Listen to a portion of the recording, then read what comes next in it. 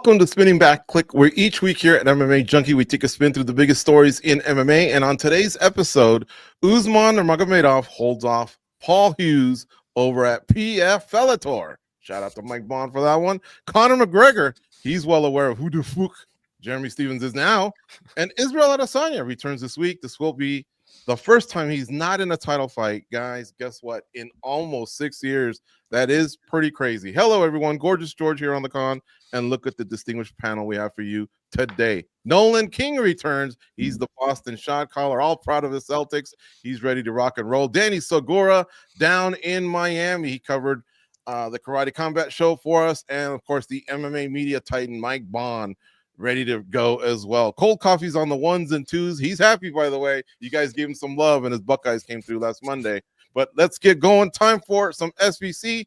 We have an early fight of the year candidate, guys, as Usman Nurmagomedov got a scare from Paul Hughes in his second title defense of his Bellator lightweight title. Let's give these guys their flowers. Nolan, how about a reaction to this fight? And did you have the score in favor of Nurmagomedov as well? Yeah, I did. I think it was a great fight. I mean, it was exactly the way that PFL, I think, wants to kick off this new era, right? There's been a lot of talk. There's been a lot of negativity. There's been a lot of criticism.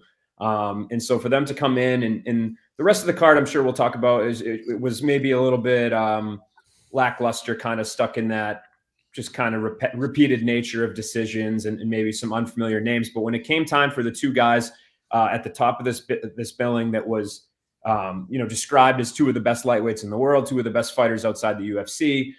Yeah, all the things you hear from promotions that go up against the UFC, right? Like, look at these guys, they're legit. Those two guys are super legit, man. They showed some high-level stuff in there. A very fun fight to watch, a fight of the year candidate.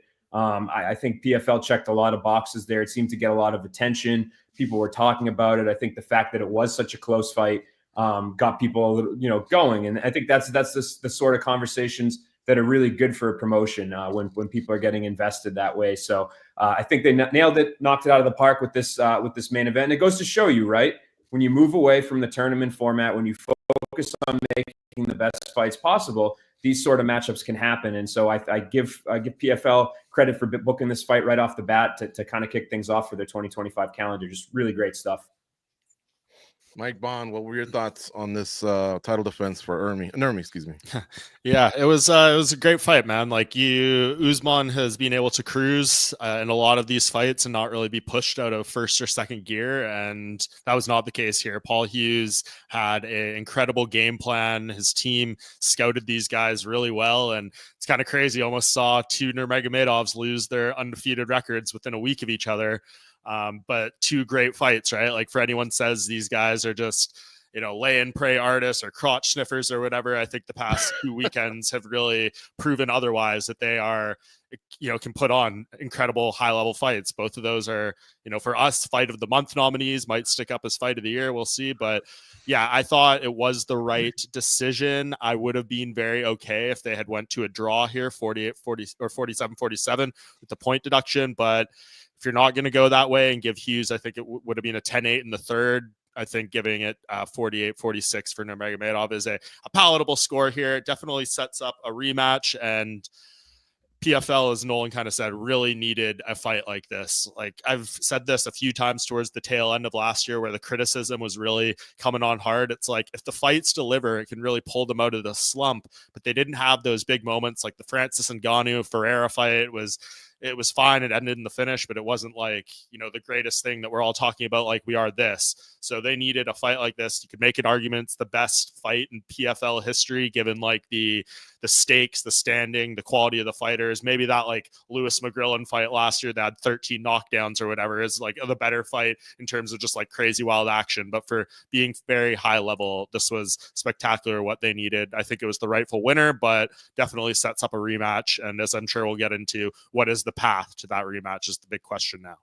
And Danny, PFL can boast. They had ranked fighters competing. It was compelling. They had a pretty decent crowd there. I mean, they dimmed the lights, so I can't tell. I don't want to clown, but at the same time, it sounded pretty loud. But what were your thoughts on this main event? Yeah, it was great. I agree a lot with Nolan. Like, these are the type of fights that they have the ability to put on, and they should use the matchmaking format to make more of these fights, because these are the type of fights that are going to elevate the promotion. Clearly, this was a high-level fight. I mean, anybody watching that knows that these two were top-notch talents, and they could easily compete in the UFC. And that's what you want to see, right? Like that's the type of level that you want to see of fighting, especially on a weekend where there is no UFC event. So I think this was a great result for the PFL. I think they need more of this. And yeah, the fight was extremely competitive. I really enjoyed it, and it was a very, very difficult fight to judge. I've only watched it once. I will have to watch it again, but I'm still having a tough time kind of deciphering who really was the winner. I mean, I can tell you for the first 2 rounds, I feel comfortable judging that fight. First round, giving it to Usman, and second to Hughes. But then after that, it gets weird. It gets a little weird. So yeah, it's a very compelling fight, and I'm pretty sure these two will meet again. Mike, even the judges were in disagreement. The Vegas-based judges, Cologne, was one of them, and I think the other one was Sal D'Amato. But It was. Yeah, so even the judges were, not in line, and some were two over here and one over here. I mean, it looked like it was close rounds, but I think what made everyone react the way they did is because Hughes came on strong with those 2 switches, the shots to the body added up, and then it looked like, I wouldn't say he was about to put him out, but it looked like a couple more onslaughts, and Usman was dwindling. My question to you is, immediate rematch? What do you do with these guys? It's tricky, right? Because Usman said this statement in the post-fight interview, which got a lot of traction, right? Him saying he'll fight him again, but he needs to win 3 or 4 fights before, which is like, seems a little crazy when you look at the lightweight roster. It's all going to come down to timing. I don't have an objection with the idea of Paul Hughes having to win 1 fight in between this, right? Like, he did get pretty fast track to the title shot, as did Usman when he got his title shot, to be fair, coming into Bellator. But I think the best way to promote this is not Paul Hughes coming off a loss. And if he loses again, right, it's a tricky situation. Then he's on back-to-back defeats. And then where do you really go? And then Paul Hughes did say post-fight he wants back in there very soon as he can. And then Usman says, I want a little time off after 3 title defenses in 15 months. So I could see maybe Paul fighting once, winning one, and then getting the rematch. So maybe his next fight isn't the rematch, but maybe Usman's is, right? So the timing could line up with that. But if you're PFL, I think you definitely got to try to put this together sooner than later, because Usman did sign a new 2-year contract going into this fight, which I believe is for 4 fights. So if he's sitting here saying Paul Hughes needs to fight 3-4 more times, where does the timing line up? It could line up right with when Usman's contract exits, and then maybe he's gone from the company. So I think you need to kind of force his hand to make that happen a little sooner, because PFL does need to make this rematch. And I do think once the deal is up, Usman is going to try to make his way to the UFC. And maybe by that point, Islam Makhachev is a welterweight or something beyond. So I think this is all kind of an orchestrated plan between that team. And if you're PFL, your priority is to make that rematch while Usman is still around. In our chat, which you can come to us via Facebook and YouTube, Joseph Boza says, felt like to me, Usman was very lucky. Like he was awarded one because Team Khabib couldn't afford 2 losses in a row. And as was pointed out earlier, his brother Umar. You think that's what the judges are thinking? They're thinking about, like, oh, Umar lost, we can't give him this decision against Usman here.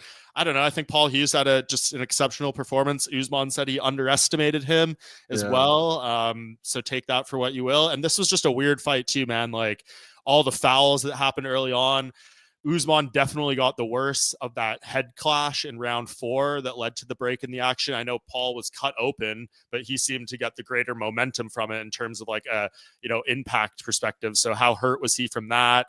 How did he kind of impact him in the 4th and 5th round? So yeah, just like not the cleanest fight, not the, just a lot of stuff that interrupted the flow of the action. I think that hurt both guys from putting on their best performance.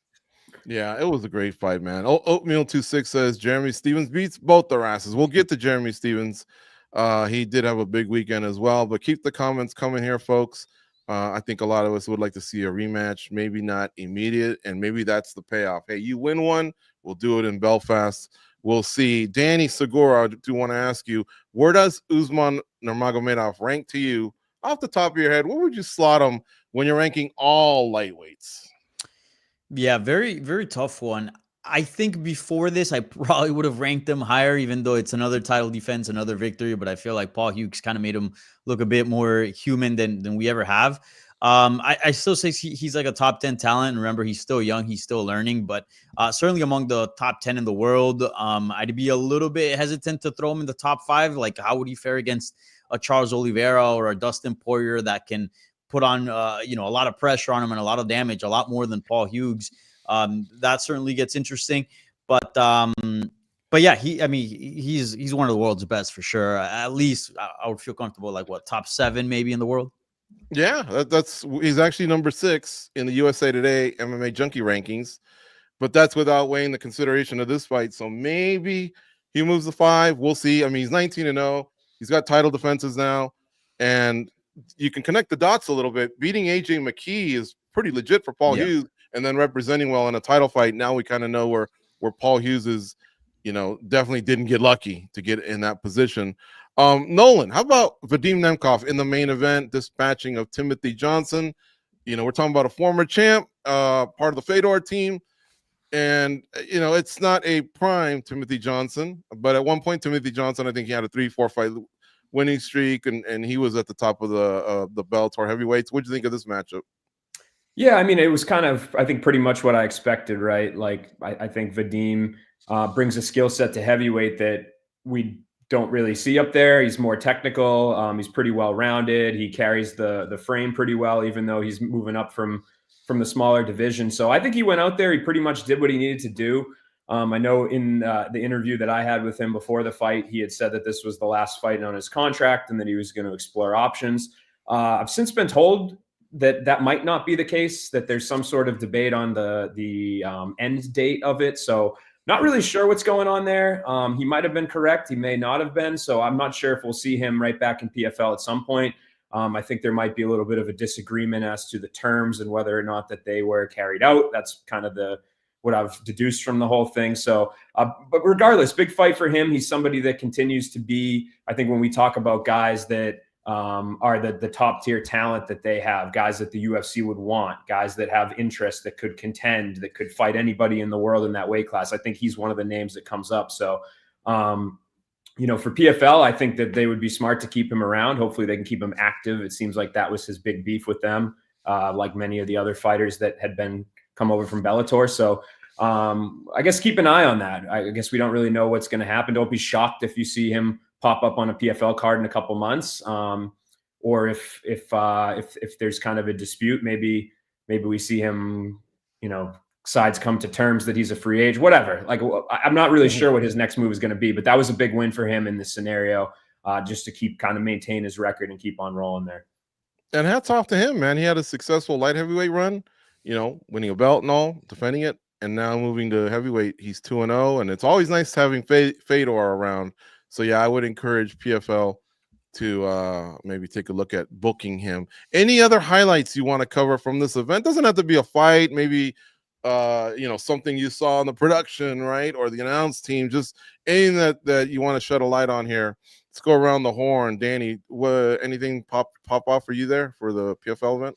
Not necessarily. I mean, I think this was a card that it was pretty top heavy. It was really that main event, and obviously the co-main event a little bit. But all in all, like, I just love the fact that one thing. I think PFL did a lot of things right, but one thing that they, I think, messed up on. Why didn't they just crown Usman the PFL lightweight champion? Like, he's the belt. He defended his Bellator title like at one point. We're already in 2025, right? I thought that was like a 2024 thing, but yeah, I wonder at what point are they gonna phase that out. But that's one thing I feel like they kind of missed the boat on. But anyways, all in all, like, keep doing these type of fights, especially on weekends where there's no UFC.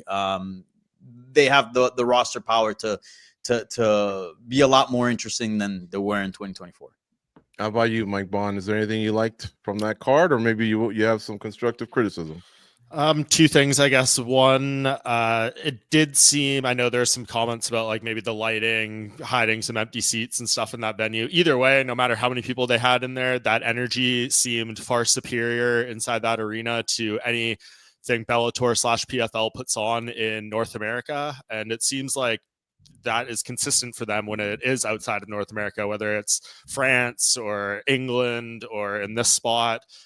So I don't know like what that really says. I think those fight fans over there are hungry for obviously combat sports, but it does seem like that's a greater market for them, those spots, than stateside. So I don't know if that factors into their business plans and all that, but it seems like every time they go over there to that side of the world, the energy is just different than stateside events. And secondly, just on the point of Vadim Nemkov, if they are keeping him around and he can stay in PFL, I think Vadim Nemkov versus Francis Ngannou is probably the best fight in terms of quality MMA that they could put on in that entire company right now. So if they can get another Francis Ngannou fight and they can keep Vadim around, that is a fascinating heavyweight matchup, because I know Tim Johnson, we kind of alluded to, wasn't at his best here, short notice, getting older, longer in the tooth, a bad style matchup regardless, but the speed and technique and footwork difference for Vadim in that fight was quite startling, and I'd be curious to see how that works against another big heavyweight like Francis, who is obviously much more competent and dangerous on his feet than Tim Johnson.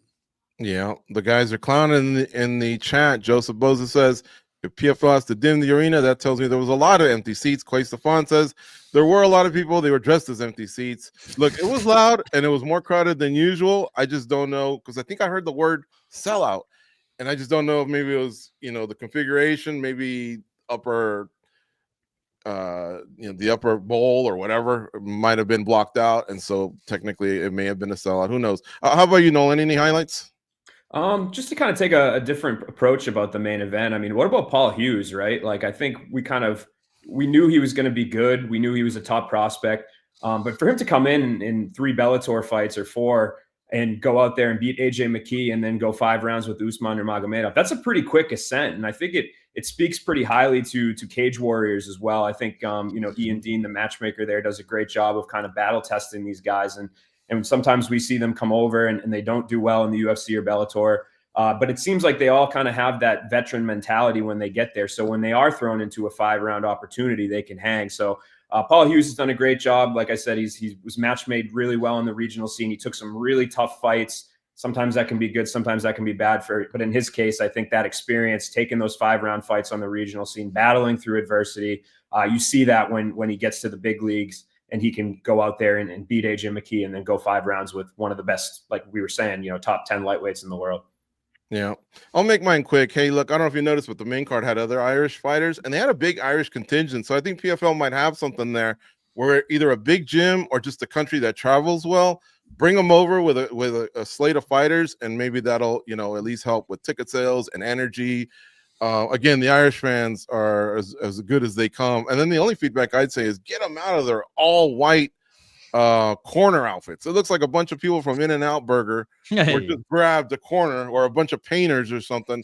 Dude, you could do so much with the colors, but they're all standing there in white, and that gets so dirty right away. And I don't know, I don't like it. Let's move on to another big show that took place this weekend. Again, no UFC last weekend, but there was a lot of compelling combat sports. BKFC KnuckleMania 5 took place in the city of brotherly love. And guess what? Jeremy Stevens did what the Washington Commanders couldn't do. Sorry, goes. He got the big dub in the city of brotherly love this past weekend. Mike, your thoughts on the event, and more specifically this again, top heavy, right?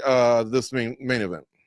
Yeah, top heavy, but there was some knockouts all the way up and down the card, right? Like, that was a great night for BKFC. I thought that, as we talk about with PFL, the energy in the arena, talk about the energy in this arena, right? Like, sold out crowd at Wells Fargo Center, 17,000, most of them there for Eddie Alvarez, who obviously did not give them the victory they wanted in the end. But like, this says a lot about BKFC. I know it was hammered on by David Feldman any chance he got, but as it should have been, to break a UFC attendance record in any venue where they've hosted multiple events is a huge accomplishment. It was only by a couple hundred, but still, of course, this is like their biggest showcase of the year with a hometown fighter. I think last time UFC was in Philly, it was main evented by Justin Gaethje versus Edson Barboza in 2019. And pre-COVID ticket prices for the UFC were vastly different than what they charge now. So I'm sure if they went back there again, they would obliterate BKFC's numbers here. But for now, something to be very proud on. And as far as the fights and on the top of the card, Jeremy Stevens seems like a great fit for this company.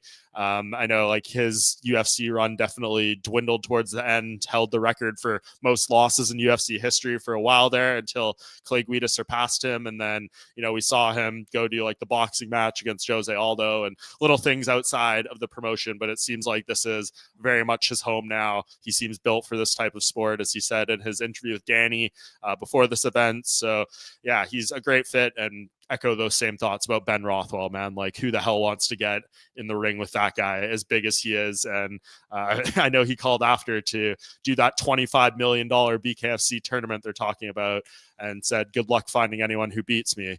I'm intrigued by that for sure. I'd love to see Ben Rothwell being much more active and just continue to knock out opponents and fights in the sport, because he's real built for it. A monster for sure. But Danny, let's see, how about your reaction to Stevens and Alvarez, two popular fighters over in the UFC? We almost don't care about the wins and losses. They've been giving us great fights throughout these years. So I certainly wasn't shocked. But what was your reaction? It was a great fight. Honestly, I was a little sad. I was hoping that Eddie Alvarez would win. Not anything against Stevens, but it was, he's an older guy. He's a legend. It was in his hometown. It was a nice moment for his career, and he took an L there. But that's how this sport works. And props to Jeremy Stevens for going into enemy territory and ruffling up the feathers. He promoted the hell out of this fight. A lot of people, I know, kind of make fun of him with who the F is this guy and this and that. But the guy really sold this fight. So all in all, it was a great fight. Jeremy Stevens, I think he is a future star in BKFC. He's tough. He's mean. He goes out there to fight. He can knuckle up. He's got power. He's resistant. The guy's built for this. I really do think he can have a lot of success in his career. And he's still fairly young in terms of like, maybe not age, but like, it just seems like he's still has a lot of gas left in the tank. Like against Eddie Alvarez, there was a clear difference again, like with who had a sort of more left, more heart, more dog. So yeah, I thought it was a great fight, and shouts out to BKFC because they've been on point with their signings. Some of them have not panned out, right? Like the Luke Rockhold and whatnot, but for the most part, they really do a good job at sort of scouting the perfect fits. And this is one of them, man. So shouts out to Jeremy Stevens. For sure. Good to point that out. Luis Palomino, Mike Perry, scooped up a couple guys from boxing, no doubt. Austin Trout. Let's go to Boston for a reaction. Nolan King, what did you think of the main event at BKFC? KnuckleMania. Yeah, I just thought the whole event was just such a win for them. It shows how far that they've come, and I think overall, like this, when this first burst on the scene, right, there was some attention grabbed by some of the names that they were having. They're having Artem Lobov and Jason Knight, and so they did the traditional thing of grabbing a name and having you pay attention to it. But I think, they've exceeded my expectations in terms of popularity, in terms of finding kind of a space in an industry which is dominated by one MMA promotion, to be able to have that crossover audience that I think maybe, I think more MMA fans are crossing over to watch this than boxing, right? So they've done a good job of doing something unique, doing something different, getting people to care about it. It's got that raw feel to it. I know the sport's kind of in its really early stages, so there is kind of that primal sort of barroom brawl sort of fight. I actually was on a commission call with David Feldman I forget, it was Arizona or somewhere, and he was talking about, the word he kept using was, it's the most relatable combat sport out there. And I think that's actually pretty accurate. It kind of gives you that feel of watching two guys that kind of know what they're doing, on the prelims, but also are kind of figuring it out as they go along. So results in some big knockouts. You throw in some guys that still have the dog left in them, that still have the fight left in them, veteran names like Ben Rothwell, Jeremy Stevens. Those are the sort of guys that they should target. I know early on they maybe went to the well of like the Melvin Gillards of the world and the Joe Riggs. And I think that wasn't necessarily what people wanted to see. This is, they shelled up some money. They invested in paying guys that were a little bit better, had a little bit more left in them, a little bit more. And I think it certainly paid off. I think if they can keep putting on events like this, I think they're here to stay for quite some time. And just again, shout out to them. So hard to do something different and stick out and have a viable promotion. And I think with everything, you look at the sponsors they have are fairly legit. They've got Conor in there, which, I think does do them wonders. I think they've been able to attract even more attention now. So really, I think it's been impressive, kind of this rise that they've had, and we see the numbers too. Like people are digging this. So big win for them on Saturday. Now, like, what's the next thing, right? They got to keep expanding, keep grabbing those free agents and putting on shows like the one that they did on Saturday. Because 17,700 or whatever people is no joke there. Yeah, there's a comment in here that I want to get to, and I know we're running a little bit behind, so we'll see if we can tighten it up here. But it's been in my head, and so you go back to the Kimbo days, man, it got eyeballs, right? And then what did a lot of us say? Like in the last 10 years, probably not for 10 years, world star, when you would go online, this is raw like that, and a comment in here says deleted program. He says, wild that Dana banked on Power Slap over BKFC. Man, I feel like, David Feldman and him seem to be cool and allies. He would visit them in the offices here in Vegas, but it's surprising that Dana didn't want a part of this, because it just seemed like it was maybe that next step when it comes to that carnal violence, right? Good comment there, deleted programming. Real quick, and Mike, what's next for Alvarez and Stevens? Any ideas? I know Stevens, his name was floated out there with GFL, which we'll get to in a sec, and he did have that head-to-head with the guy who was wondering who the fook he was 10 years ago. Yeah, I guess I'll start with Eddie. Not particularly keen to see him keep going. We've seen the past two fights, right? It's been like facial damage, corner stoppage, things like that. His team and people around him seem to want him in there less than he seemingly wants to be in there. So I would not be upset if this was the finale, the hometown Philly fight, all that stuff. I mean, Eddie Alvarez has given us more wars than we could possibly expect out of any fighter reasonably in their career. So he's got nothing to prove. He's got nothing to do. If he feels he needs to stick around for another paycheck or two, hopefully not with him being, a defending UFC champion, headlining a pay-per-view in Madison Square Garden against Conor McGregor. You hope that would have set him up for a long time to go. But yeah, if it's anything outside of money, I don't want to keep seeing this with him. So I'm fine if that's the end. And as far as Jeremy Stevens, I don't know, like there's nothing that really screams at you. I guess he mentioned Mike Perry in the aftermath of this. Mike seems like he might be a little too big for him. But, Eddie Alvarez fought him, and I think, Jeremy wasn't significantly outsized there. So they could do that. Maybe they find a weight that's reasonable for both sides. But yeah, like they both just beat the same guy. Maybe that makes sense to go there. One thing I do not think we are seeing, though, is wouldn't mind seeing Stevens and Joe Piper as well, but yeah, well, he'd be much smaller. Yeah, that was a whole other thing. Joe Piper, man, geez, just no chill on that guy. But Jeremy threw it right back in his face. But yes, final point there. I don't think we are seeing Stevens versus McGregor in BKFC. Give me Stevens, Austin Trout title fight. That'd be fun. Yeah, I like it. All right, we're going to pivot to Conor McGregor in just a second, but I want to give some love to Big Ben Rothwell, who's been in MMA for over like 20 years. He migrated over to BKFC, took it slowly, but man, he got himself a belt, a major belt. Couldn't be happier for the guy, and he did it so quick. I mean, look at those mitts on him. Who would want to get hit by that guy? Of course, Mark Hunt called him out. He said, let's do it. So we'll see what the future holds. And Ben told us on Junkie Radio that he probably did want to do maybe one title defense and maybe exit. He knows his time is dwindling as well, but still big moment for him to knock out Mick Terrell. I mean, he was just a sniper hunting with that right fist, had it cocked and ready to go, and he delivered. One last thing, GG, before we move on. Sure. I said this a while ago when the PFL signed Francis Ngannou, and I got a lot of hate for it. I suggested Ben Rothwell versus Francis Ngannou. I think that still stands. Am I tripping with the only one saying that, like, outside of the UFC, like the most compelling fight for Francis how do we Ngannou get to Rothwell? How do we get to that fight, though, is the question. I mean, BKFC has worked with fighters like fighting for Bellator before, and vice versa. I just can't see a world where PFL allows him to do anything outside of boxing. What's up? I said I just can't see a world where PFL allows him to do anything outside of boxing. No, I'm saying in MMA. Oh, okay. You want to see that fight in MMA? Yeah, so I mean, the dude can thud. He's got power in his hands. And prior to this whole thing, like, the guy was known to be a jiu-jitsu guy. He submitted Josh Barnett. I think that's the most compelling fight you can make right now for Francis Ngannou.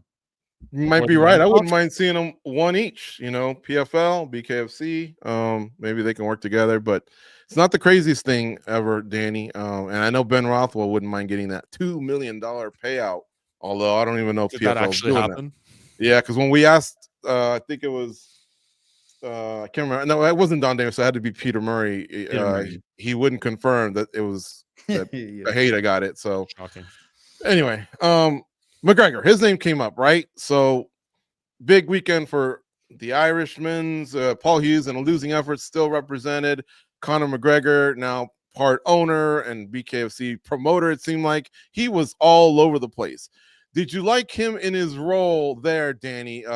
Just, you know, I wouldn't say hogging up the stage. His presence was huge, and I think that's why Feldman brought him over in a way. Yeah or no?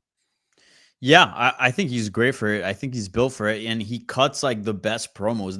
I mean, we're not getting any audio right now, but what he's saying right now in that video made the rounds because just his delivery. He's always been great at talking. He still is, and not only for fighting but for promoting as well. I think one of the best things that could happen to BKFC was partnering with Conor McGregor, even though that does bring some unfortunate baggage. But yeah, I think we are seeing sort of the post-fighter career for McGregor. I think McGregor Sports Entertainment and BKFC, I think that's going to be his thing. I can totally see him, being 80 years old and still, showing up to a press conference and cutting a promo. The guy's built for this. I absolutely loved it in that sense. How about you, Nolan? He was in the face-offs. Sometimes he interjects himself as possibly a future bare knuckler, right? But again, his presence, good or bad?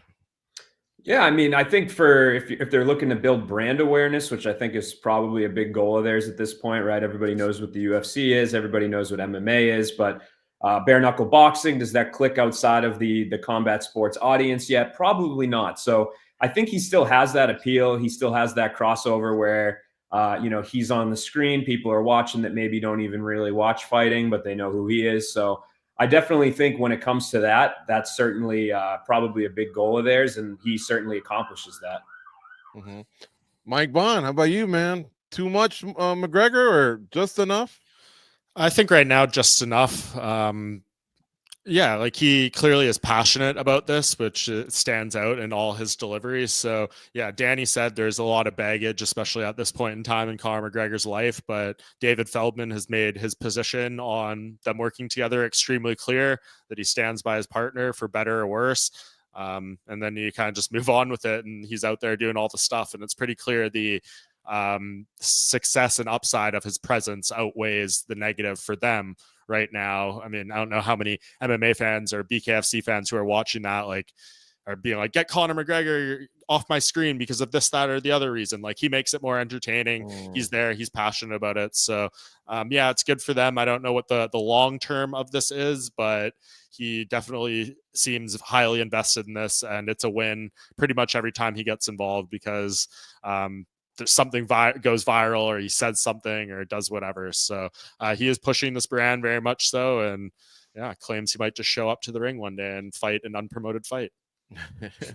Earlier in the week, Mike, he attended the inauguration, one of the balls or something like that, with the Pauls, and during the exchange of trash talk, he kind of did acknowledge that November of this year is probably when he'll return to MMA. I think he had already squashed the fact that the UFC just wasn't open to him versus Logan Paul, kind of giving Logan Paul a little beef, yeah, because Logan Paul maybe didn't do enough to keep that glimmer of hope up, but in the end, I guess regarding McGregor, what's the latest that you know? What's an update that, or a feeling that you just have in terms of when we might see him compete? I don't know, man. I wish I could sit here and give something more definitive or some clearer reporting, but we basically just go off what he says and what Dana White says at this point, right? That's what we get, the two public sides. That November date mentioned, I guess, does align with what Dana has said, that he'll be back at the tail end of the year. Yeah. I don't know why it's taking that long if he is seemingly healthy and over that toe injury that caused him to pull out of UFC 303. So I don't know. You could definitely sense the frustration though, right? Like when you watch that interview he did with the Schmo, he very clearly wants to be back sooner. Like it's probably in jest, but the thing he said, like, I might just show up here and do a fight and like, it'll be unpromoted and no one will know until it happens. And like, basically he called the UFC's legal team pussies and basically like challenged them to do something about it. That clearly shows some frustration that, he's had with getting his fight books. This ducktails back to when I interviewed him in Saudi Arabia before the Ngannou Fury fight, and he said they're taking away my livelihood. I want to fight. I want to do this, that. He got the date and he pulled out of it. So I don't really know. We could sit here and question for days if Conor McGregor actually has a passion to fight anymore, if he is wisely using all the star power he has remaining to keep himself relevant for as long as possible. That's definitely a case as well. But until we have the chance to sit down and do like a thorough interview with the guy, not backstage at an arena when he's clearly been enjoying himself prior to getting on camera, and whatever means that could be, like, it's hard to know what to read into any of this stuff. It's been a long saga, man. We're getting it'll be 4 years in July since he last fought. Like what more can we say that hasn't been said at this point as far as his fighting future? The only thing I know is the UFC goes to New York every November. So if is when he returns, I guess pencil him in there. You're going to weigh your whole Madison Square Garden event on him and the possibility of him showing up and maybe pulling out a few weeks out before again. I don't know. It just feels very risky. But I will say this. It doesn't seem like to me it's an injury. And I always wonder, ever since USADA has been gone, what's happening behind the scenes. Maybe something flared up. We're waiting for our big sit-down media meeting with George Piro, right? That was supposed to happen last summer after they announced the deal. Still exactly not a single on-record interview with that man. All brushed under the rug, man. It's disappointing for sure. But Danny, if you could call the shots, where would this guy return? This is you as a fan or media person. UFC, BKFC, boxing? What would you want to see him return at this point? In the lead up to this KnuckleMania 5 event, we interviewed Eddie Alvarez on this very show, and I asked Eddie, like, do you see any fight in that guy? Is he still a fighter? And yeah, he pretty much said no. And I kind of agree. I think he is sort of a part-time fighter and sort of the Logan Paul's, Jake Paul type of fights, a BKFC type of fight, which are like 2-minute rounds or 3-minute rounds. That kind of stuff he could do, but like high level mixed martial arts, 5-round, because he'd be a main event, obviously, fighting. Like, I don't know if he has the lifestyle and the body anymore to do that. So I don't know. If he's going to return to UFC, I think do the trilogy with Nate Diaz, get that over with. It's overdue. It's a little bit expired, but it won't upset our stomachs too bad. Just make it happen. And if not, like, dude, I don't know, work something out where this guy can go and fight for BKFC or something. But again, at this point, look, I do every year I do a wish list of fights, and every year Conor McGregor is in it. This year I feel like I'm doing the cutoff. Like, if he doesn't fight this year, he's not going to be on next year. Like, at this point, like, I'm just kind of tired of waiting. But I guess we'll see what happens. But I want to see the Stevens fight at BKFC. How about you, Nolan? Yeah, I'm kind of with Danny. Like, I'm so fatigued past the point of caring. Like, obviously that's kind of a lie, because if he gets booked and he fights, I'll be the first one to tune in. But it just gets exhausting trying to figure out who he's going to fight. The same names come up. Maybe it's somebody a little bit different. This thing happens every time we see him. I'll see an interview where I'm like, oh, he looks kind of like he's doing a little bit better, and then I'll see him like 2 interviews later pop up on some red carpet, and he'll look like a different evolution of Conor's craziness that we've never seen before. So to me, I don't know. I think he's got to figure his shit out. And if he ever does step in there, I'll be excited and we can start talking about matchups again. But at this point in time, I don't know how many times I can be fooled into thinking that there's some imminent fight that's going to take place. Yeah, just to interject, George, quickly, like you hear him during that interview with the Schmo, what he said, like, I want to do this influencer boxing stuff. The money is astronomical. Yeah. And he names Logan Paul, Jake Paul, and KSI as 3 fights of interest. Like, he's not talking about, I want to fight this guy in MMA. Like, if we're being honest, how much we know Conor McGregor has a lot of money. How much has he cost himself over the course of these various legal issues?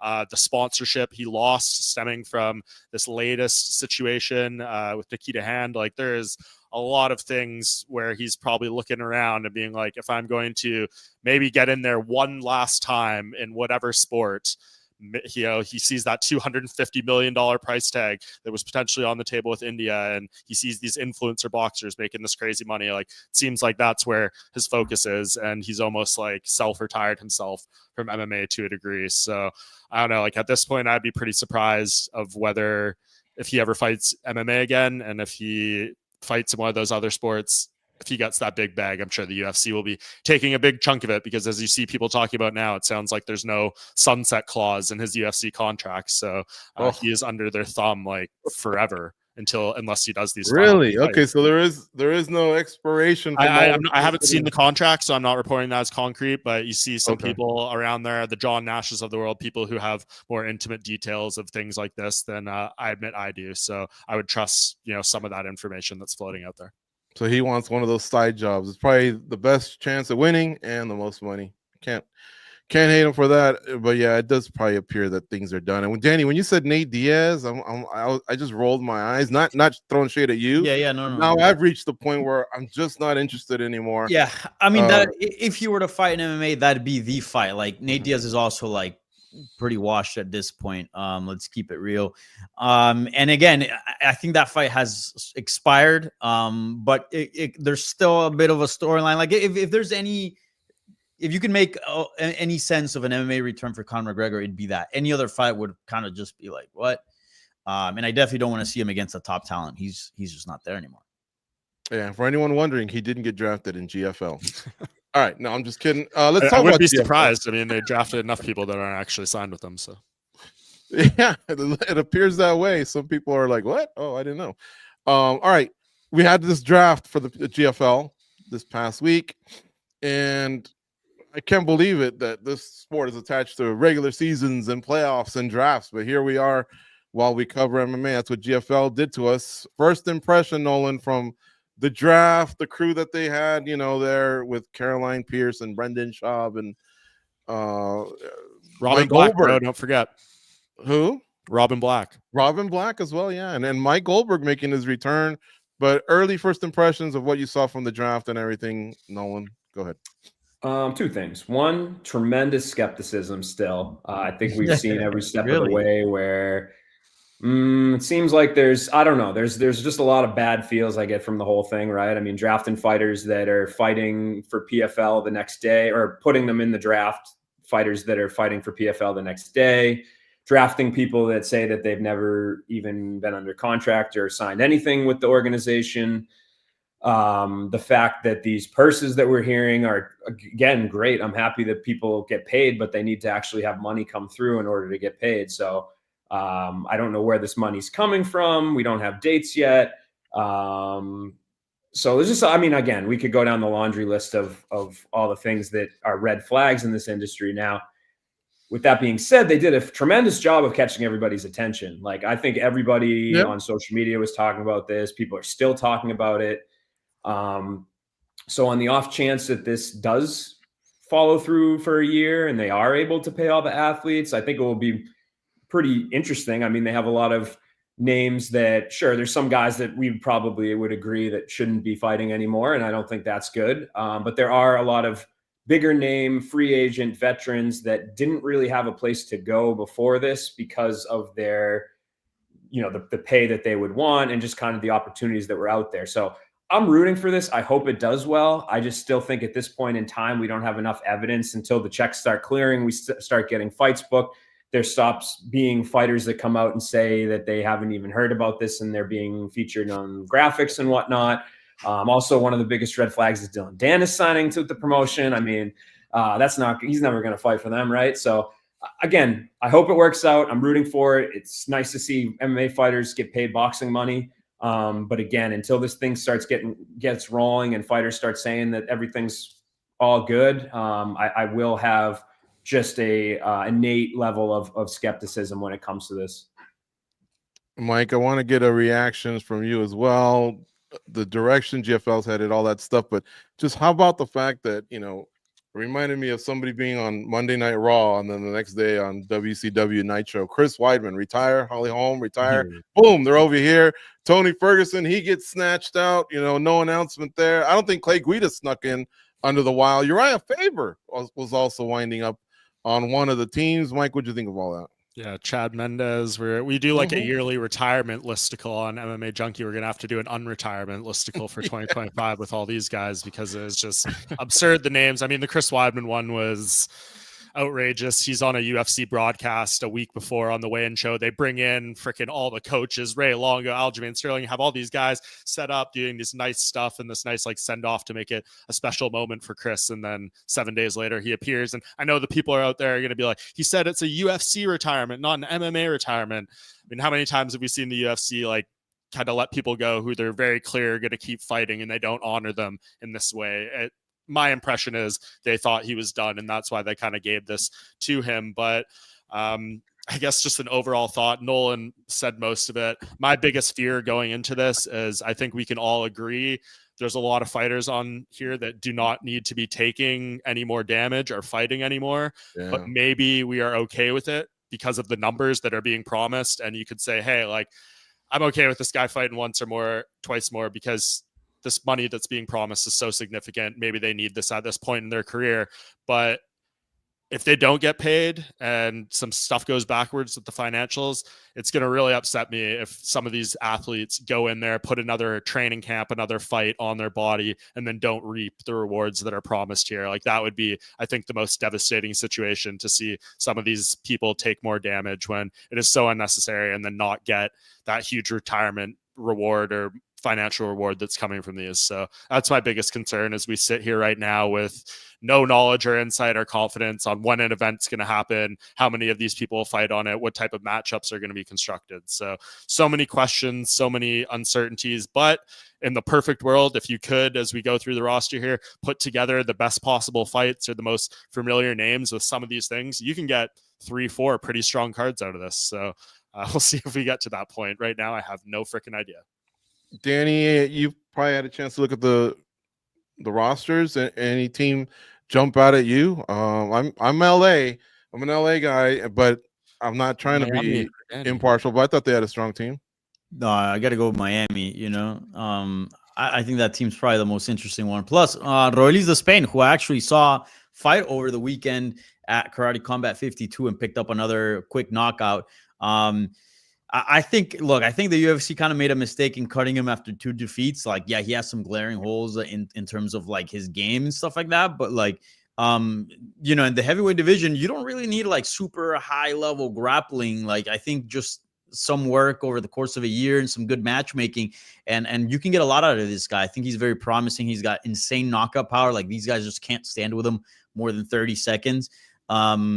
And you got also, he's paired with a few other Cubans there, Joel Romero, who still has some gas in the tank, and Hector Lombard. I like that team. So, I got to rep 305 always. Any matchups you guys like? We don't know a schedule. All we know is they're coming in April, but did you see any names connected or any names that you thought you could connect and say, okay, I'd like to see that fight? Nolan, Mike, anybody? Weidman, Rockhold too, I guess. Okay. It's not bad. It's nice. Was Lorenz Larkin drafted, right? Did I see him again? Yeah. Guys like that, nice, I can, nice KOs on the way out of Bellator. Yeah. Yeah. And Yoel too. I mean, Yoel's almost 50. I don't know how much he has left in the tank, but he's not like, I wouldn't put him in the category of like, I'm concerned about this guy fighting. Like, I think there could be a fun fight or two that they would have with him too. Those sort of names are probably the ones that I'm most excited about. I want to see Dos Santos and Verdum again without gloves like they did at Masvidal's deal. A lot of older fighters. Don't book Shogun, please. That's the one person I want to see fight. He's a manager. Wait, no, he's actually fighting. No, never mind. Yeah, I know. Lyoto Machida drafted him as the team manager, and I kind of tweeted out maybe this is the revenge for taking his title. Jesus. Hanan Baral's name popped up as well. I could have sworn he didn't have the best exit either. It's funny because he's actually still kind of young. He must be like 34 or something. Oh, really? We get some Cowboy Oliveira in there. Yeah, Cowboy Yeah, Oliveira's in there that as is well. true. Yeah, and Antonio Carlos Jr. is a weird one because I heard he's supposed to be in PFL's upcoming tournament, and so I don't really know. I mean, how many of these people are actually going to fight? We already saw the Rashad Evans Gong Show, where he said he's never signed. He's signed up to fight a boxing match with Rampage, and then they did an updated graphic without his name on there. So I don't know, man. Like, until we actually see an event scheduled and a bout order given, I don't know how many of these names I actually trust are going to legitimately fight for them. We'll give them this. Their draft popped because the name value was there. We'll wait until April, or if any information comes out, Darren Owen, I believe is the guy's name. If he wants to do an interview and clarify some stuff, we'd love to have him on. But yeah, all we always hope for is fighters to get paid, a safe, healthy environment. No one gets screwed over, and for there to be options for fighters. But man, some of these fighters, I think we all felt like it just was their time to hang it up. So we'll see. All right, give me Roelis versus JDS. Robelis Despain against JDS. Yeah, I'm in. I like that one. Moving on to UFC Fight Night 250 taking place this weekend in Riyadh, Saudi Arabia. So we went without the UFC this past week, but we're back right on Saturday, early start time. Check the schedule tab on the website. All the information's there, the matchups, the start times for the prelims and the main card. Former middleweight champion Israel Adesanya will be headlining this upcoming UFC Fight Night card, and his opponent is Nasruddin Imavov, who has quietly quite the resume, Mike. This matchup's pretty compelling in a very interesting middleweight division up at the top with so many options. Yeah, I mean, this is a gigantic month for middleweight, right? Like, on this card, headlined by Adesanya versus Imavov, co-main event, Shara Bullet against MVP coming up to middleweight the week after, the title fight with Duplessis and Strickland at UFC 312. The week after that, we get Jared Cannonier and Gregory Rodriguez headlining. Week after that, Brendan Allen versus Anthony Hernandez, and then they just announced the other day Marvin Vettori headlining against Roman Dolidze in March. So I think the rankings, I guess to you, George, as you kind of run the rankings at Junkie, probably a lot of potential for movement in these next few weeks. But yeah, I think outside of the title fight, Adesanya versus Imavov feels like the biggest matchup of them all, and very compelling, right? You said off the top of the show, Adesanya's first non-title fight in almost 6 years. Yeah. Very different situation for him. So curious to see how that comes off, where his motivation lies. I interviewed him last week. He said the middleweight division is boring without me, and he's here to make it interesting again. So it seems like his focus and his motivation and everything is where it should be in a spot like this. But I mean, the record says it, right? Israel Adesanya has never lost 3 straight combat sports fights, even dating back to his kickboxing career. And he comes into this on back-to-back losses. Granted, they're to the champion and the former champion, the 2 people who are fighting for the belt the week after. But 3 straight losses, no matter what your status or position or history is a tough hole to come out of given his age. So this will be the defining point. Is Adesanya still a elite top tier middleweight who, if he wins this impressively and Sean Strickland wins, maybe he gets another title shot. But if he loses, we're having a completely different conversation about the future of this weight class and what it looks like without him as a real title contender for the first time in like half a decade. Danny, let's remember that Izzy, is maybe not the top pay-per-view star, but in the middleweight division, he's probably one of them. Hamzat seems to be unreliable because of his health and maybe other times getting in and out of certain countries, which I can't confirm. It's just what I hear. But then you got like a Kyle Barrio who's streaking, a Fluffy Hernandez, he's dishing out beatings as well. Is this a big enough fight that if Izzy performs well, maybe he sneaks back in there? Or what do you think's the true stakes here on Saturday? Well, sporting wise, there's no doubt that Khamzat Chimaev is the next guy in line. But as you mentioned, there's a lot of sort of red tape around him, right? We'll see like what his health status is because he's not very reliable. We'll see exactly where he can fight and cannot fight because it seems he's just fighting in a certain specific part of the world. So if Adesanya gets a big win here and for whatever reason they're not able to work things out with Khamzat Chimaev, I don't think it's too crazy to see him in a rematch against DDP or Sean Strickland. He does have a lot of name value. We know that he's up there in age, so he's, his career's getting close to the end here, and the UFC would probably want to use as much of his star power as possible. I mean, there's a reason why he's headlining an event this coming weekend. So I don't think it's crazy, but I think most likely we'll see Khamzat fight for the belt next. It's just been too long. I feel like they're going to have to work something out. But yeah, not likely, but not impossible either. Nolan, we have a clear B-side in Nasruddin Imavov, but let's give him some love. In 2024, he went 3-0 and he beat Brendan Allen, Jared Cannonier, and Roman Dolidze, all respectable middleweights. Before that, there was a loss to Sean Strickland, but get this, beating Joaquin Buckley, who now has moved to welterweight, I get it, Edmund Shabazian, Ian Heinz. Like, there's been some names there that he's dropped along the way. What's his potential? Yeah, I mean, we're going to find out with this fight, right? He's certainly earned this position. It's nice that I like that to see Israel Adesanya kind of take a fight that's based off merit and not say, hey, this guy's not got a big name. He doesn't earn this yet. So it's good to, I think this is the fight that if you took the name and popularity out of it would make a lot of sense. So big slot for Imavov here. He does have, styles make fights. There is a little bit of intrigue to me on if he can make this kind of grindy with Izzy, if he can get a hold of him. Obviously, he's the underdog here for a reason, but at the same time, I mean, this is if he goes out there and wins, right? Like, you got to throw his name in that conversation. I think we all kind of have Khamzat as the guy that should be next, and this is kind of for the next, the next guy behind him. So that holds true whether it's Adesanya or Imavov in my mind. Who do you think wins, Nolan? I think Izzy wins. Mike? I'll go with Adesanya. And Danny, unanimous? I don't know yet. I've yet to submit my picks. I'm still on the fence about it. I'm gonna go Nasruddin. Okay, I'm going with Adesanya. Don't take my word for it. I'm in last place in the MMA Junkie standings, I think, for the first time in 10 years of doing these picks. So my confidence is in the gutter right now. Okay, so definitely going with Imavov here. But I'm we should be asking so where does that Cold put you? Coffee. Isn't Cold Coffee like a 3-time winner? For a second. Yeah, all right. Well, maybe you can put a comment in there, text us, or just pop in if he wants. But yeah, respect to Cold Coffee, who's done us over, man, along the way. I think Mike's got a title. Have you won it, Nolan? I have 2023. Okay, so Nolan's a champ, Mike's a champ. Me and Danny are chumps.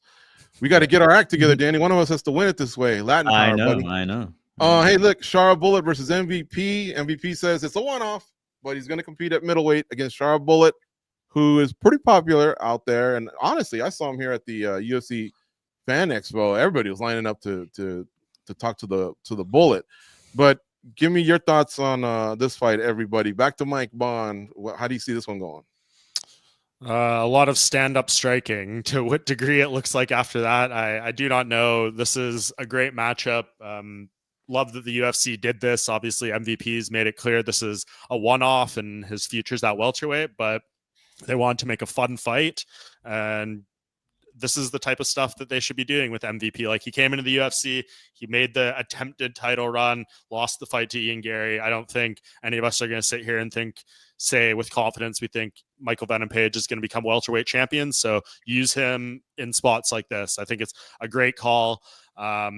You wonder too, like, how much does this come into how they can match make Shara Bullet? Like, I think we all know the eye issue. He's operating with one eye out there. Can he get licensed in a New York, a California, a Nevada, or is he just resigned to having his career happen in this part of the world? And this is the type of fights they have to give him, because no matter what they do, they probably can't put him in a championship fight and try to, give him that opportunity, because it may limit his usefulness. So this is the type of stuff they should be doing. I love it. And I think, it probably delivers the type of fight we're all expecting. These guys love to strike, and they're both confident. They have the better approach to this type of matchup.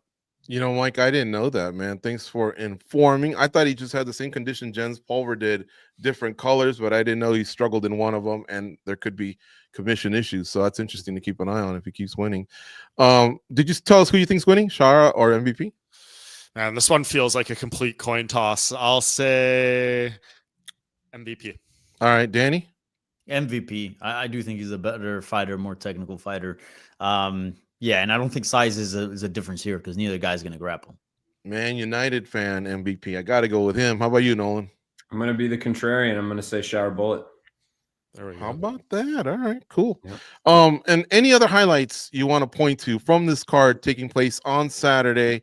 Let's go back to Mike. Anything from the rest of the card that you like, or the fact that they're going I'm back super there? intrigued by Sergey Pavlovich and Jairzinho Rozenstruik, just because, 14 months ago, he looked like he might be Pavlovich, like the next heavyweight champion, Yeah. 6-fight knockout streak, killing everyone. And then short notice title fight with Tom Aspinall comes together. He got smoked in a minute, and then he looked not great against Alexander Volkov. So here he is on back-to-back losses, about 13 months removed, when people are saying he would be the one to destroy John Jones at heavyweight and all these guys. So shows how quickly fortunes can change in the side. Rozenstruik, we all know what he's about. He's been here for a long time and he's game, so he will be a one to test here. But yeah, the fall off of Pavlovich could be quite the intriguing story for the heavyweight division if he loses again here. For sure. How about you, Nolan? Any other highlight from this card? Yeah, I'm excited to see the return of Vinicius Lockdog Oliveira. I think he's a guy that when you look at the most highly touted prospects in any division in the UFC, he's going to be out there.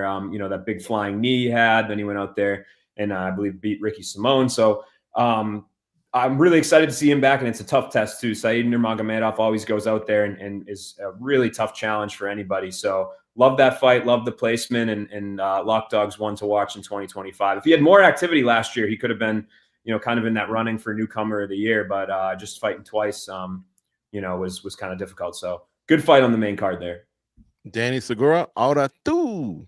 Yeah, I'm going to highlight Terrence McKinney versus Demir Hadzovic, if that's how you pronounce his last name. Terrence McKinney is always a must-watch fighter. He lives or dies by the sword. So I predict the first-round finish.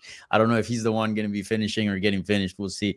But certainly this is going to be a banger and is going to give us a highlight for sure on this card. I'm going to give the ladies some love. Mayra Bueno Silva fought for the title at the bantamweight division at the beginning of last year. Now she's dropping the flyweight. She's taking on Jasmine Jasvicius, who's won like 5 or 6. So I see them kind of in that next wave after Fiorot and Shevchenko settle things. Then you got Erin Blanchfield, and maybe one of these ladies can step up if they keep winning. But it's a pivotal matchup for that division. Both obviously probably ranked fighters at this point. So that's it, folks. That's all for today. I do want to answer one question. I thought it was good at the moment, but now I'm like, Forrest Daniel says, what's a bigger fight, McGregor versus Stevens and bare knuckle, or McGregor versus someone in the UFC? I'd rather see the bare knuckle, honestly, but I think you're asking money-wise, and I think just McGregor back in the UFC would be massive. Okay. Anyway, listen, some real quick love to these guys. Mike Bond's got a podcast, The Bonfire. Check it out on YouTube. All right. Cold Coffee, who I mentioned many times, he's got the MMA Road Show. Check that out as well. Danny Segura, Hablemos MMA, for those of you that speak Spanish. And myself and Goes, we host MMA Junkie Radio twice a week here on the channel. And remember, all this you can catch throughout here on the website, directly linking through the website, going to the YouTube channel, subscribing, liking. It helps a ton. It helps the algorithm. We appreciate it. We'll see you next Monday again for another SBC. Go out and be a champion.